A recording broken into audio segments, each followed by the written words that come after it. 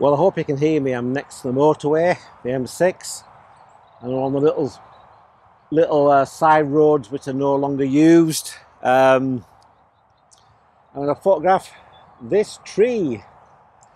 So I'm just going to wait until the sun sets and see if I get a bit of colour in the clouds, hopefully, and just use that. So a simple composition, just basically tree and whatever appropriate amount of colourful sky I can get. I'll take a shot when it's like this, when it's just sort of like blue and a bit of light pink, and see how it comes out, and then just see what develops later on.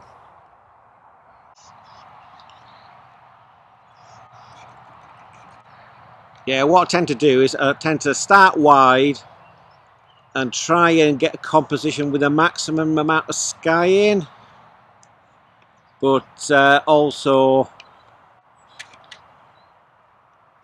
omitting that in the bottom corner, that foliage. So about there, that's the maximum I can sort of do, and then start from that point and then work and zoom in. There's nothing quite like a nice soothing evening out in the countryside, listening to the birds singing, that lovely tone, and the roar of the motorway in the not so near distance. So I'm going to hang around here and just see what happens. Basically because I don't know what's going to happen, and I'm just hoping and praying that we'll actually get some colour in the sky. And if not, I don't know what to say. Oh yeah, I forgot to talk about my settings. F11, I'm doing a bracket, so I've actually overexposed by one stop, just because the sky's quite prominent in the frame, and that's sort of lowering the meter down. So that means I'm just getting some zebras or blinkies or whatever you call them, so clipping highlights in the actual sky in a patch over around here somewhere, and that means that is near white, and it means all the tonal range sort of is spread out up to that point. So there's plenty of light in the shadows, so I can tone that down without getting a lot of noise or grain effect. So there you have it. So we'll just wait and see what happens now. Isn't photography interesting? Anyhow, you can see what the sky looks like. I'll just step out of frame for a second. Yeah, you see?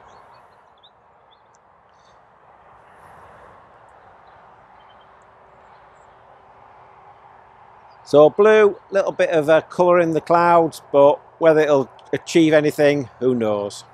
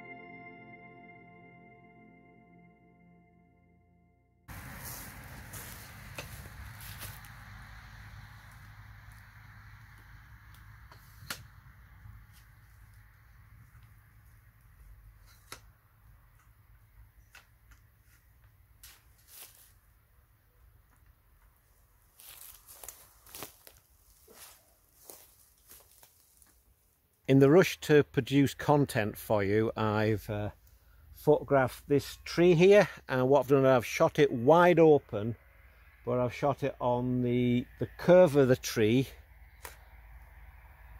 first, and then I've bracketed it and focused on the far corner of the tree out the frame, and then the midpoint, and hopefully I'll get a blurry background, and with a bit of luck I might get these insects which are flying around in the background, which sort of like gives a representation of summer. Well, you can probably see the insects flying around that little nodule over, where's it gone? There. And what I've done, I've focused on here, and there, and down here. And hopefully I might be able to get it within one shot, but if not, I can put in the sharper frame later on. Hopefully these little buzzy things will come out, but I don't know whether they will. I'll try one at a higher shutter speed just to freeze them.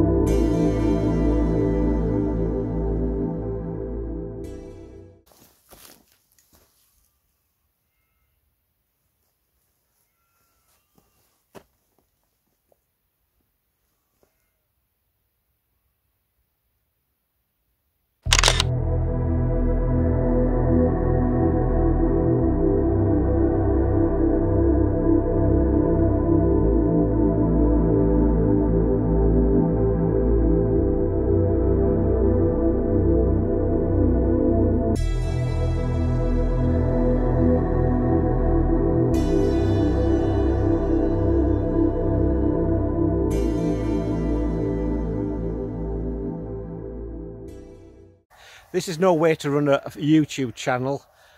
I'm just scrambling around looking for something to photograph while the sun is quickly setting, and there's a bank, as usual, bank of cloud on the horizon, so I've got to get it quickly. So what I'm going to do now is I'm going to zip down this lane and see if I can find anything a bit more pleasing. I've just taken a picture of this shot and I've just put it on the f11 landscape settings and took various different focus points, one right in the bottom of the frame, one the main subject, and one further back, and see what happens, see what I can make out of it later on.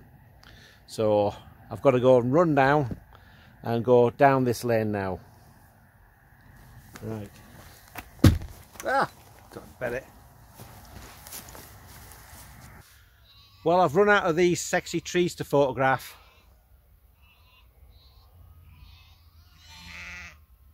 I'll just have to... Looks quite nice at the end one, but don't know whether I've got enough light or enough contrast to make it worthwhile. So, well, I'll have a go, but yeah, I've just run out of time, and I ran out of good-looking trees along this little lane. The rest are just bushy hawthorn, which are no good.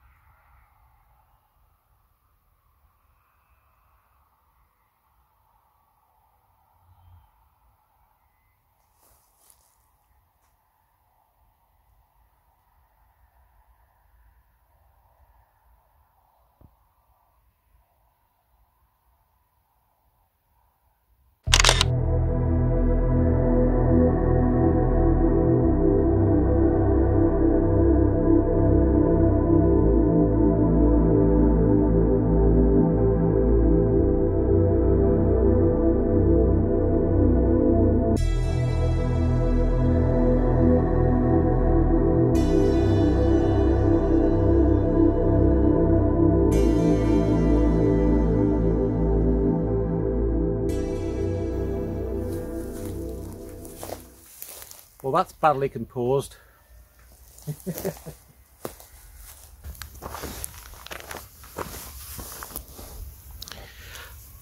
As the sun slowly sets in the west, the photographer retires to his abode. Yeah, that's so cinematic. You can tell that because the sun's out of focus.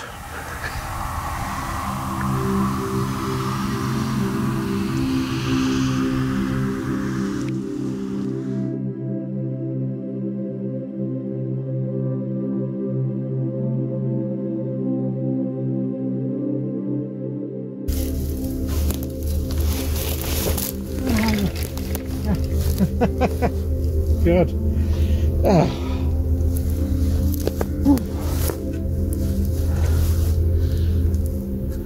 Creepy tree.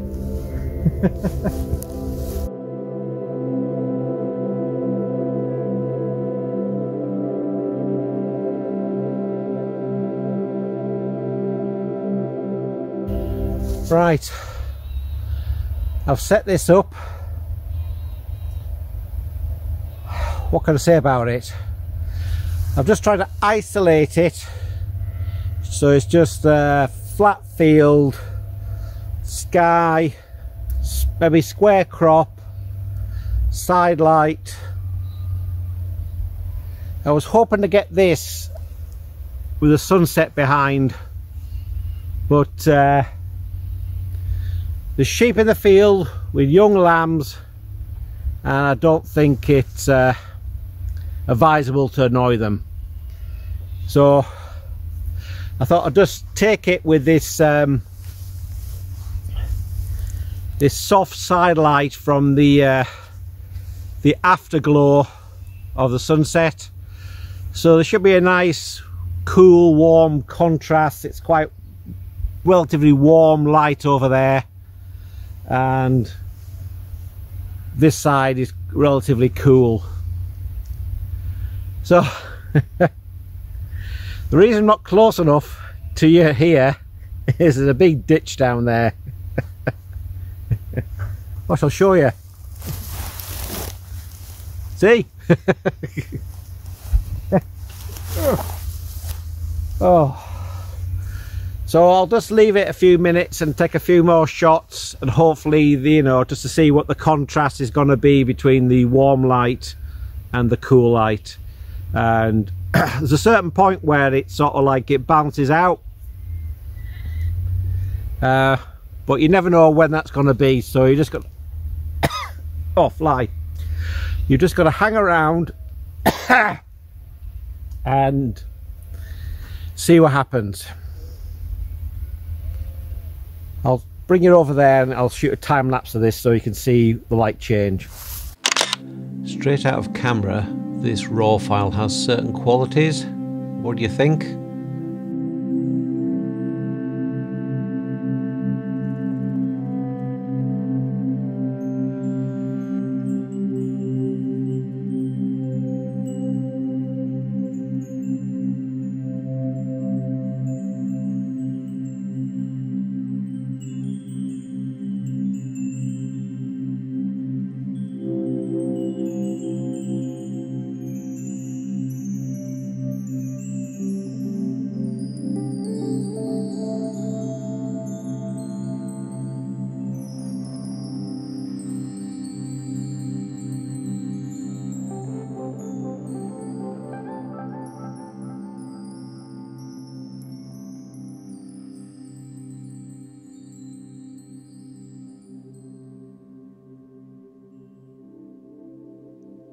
Like and subscribe.